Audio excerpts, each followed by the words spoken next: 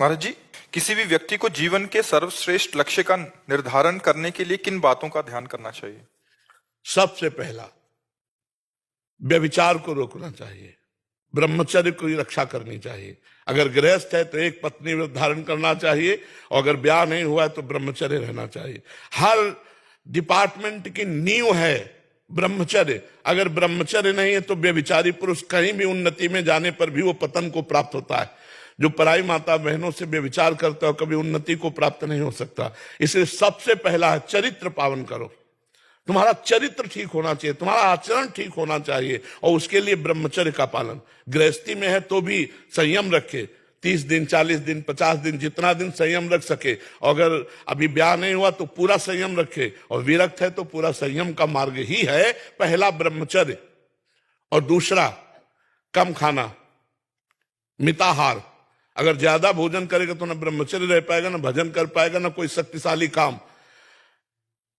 एक बादशाह ने पूछा एक बहुत बड़े औषधि बताने वाले वैद्य से कि कितना खाना चाहिए 24 घंटे में जिससे हमारा शरीर स्वस्थ होकर भरपूर काम कर सके। तो उनका 39 तोला।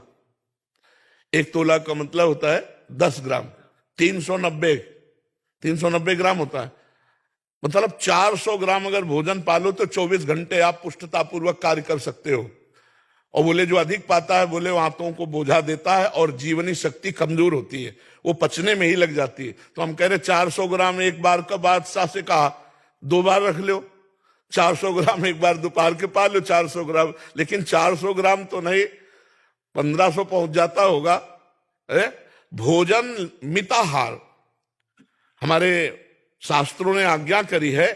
क्षुद्र व्याधि चिकित्सताम, क्षुधा रूपी व्याधि की चिकित्सा करो। भिक्षान्न औषधम, औषधि की तरह। 4 रोटी, थोड़ी मूंग की दाल, अरहर की दाल, थोड़ा चावल भोग लगा के ठाकुर जी को पालो, 2 बार पालो। मिताहार, अगर भोजन पवित्र नहीं है और भोजन मित नहीं है, अब ये जो पिज्जा बर्गर सब ये चीजें ना, ये भजन साधन और लक्ष्य की बात जाने दे, सब ये बुद्धि को भ्रष्ट करने वाले अपवित्र आहार हैं और लीवर को खराब करने वाले गरिष्ठ पदार्थ हैं।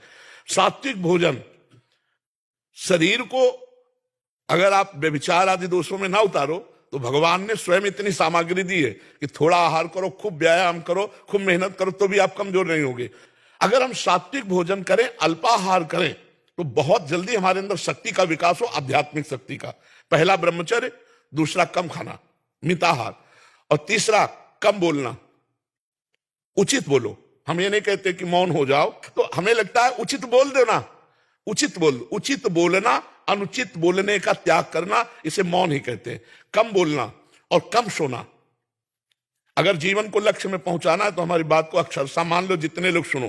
पहला ब्रह्मचर्य, दूसरा कम खाना, तीसरा कम बोलना अर्थात मित भाषण करना, विचार पूर्वक बोलना, और चौथी बात कम सोना।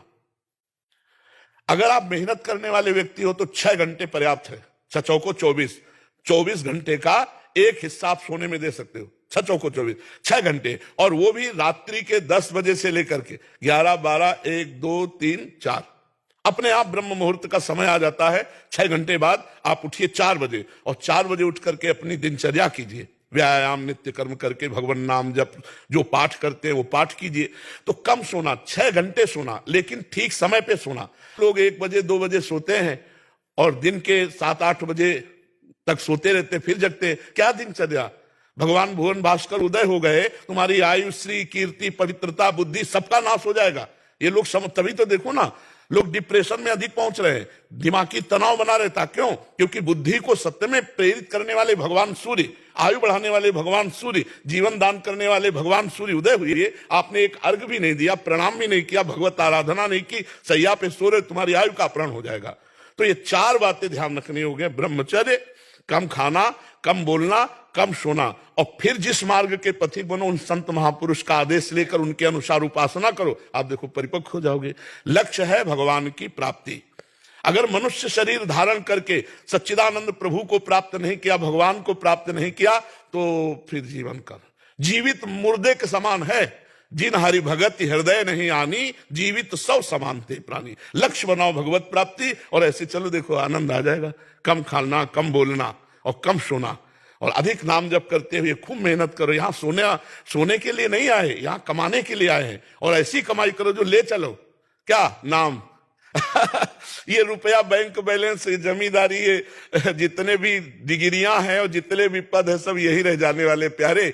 हम तो कई बार कहते हैं कि होश में ऐसे देश में कमा रहे हो जहां से चवन्नी नहीं ले जाओगे, यही सब छुड़ा लिया जाएगा।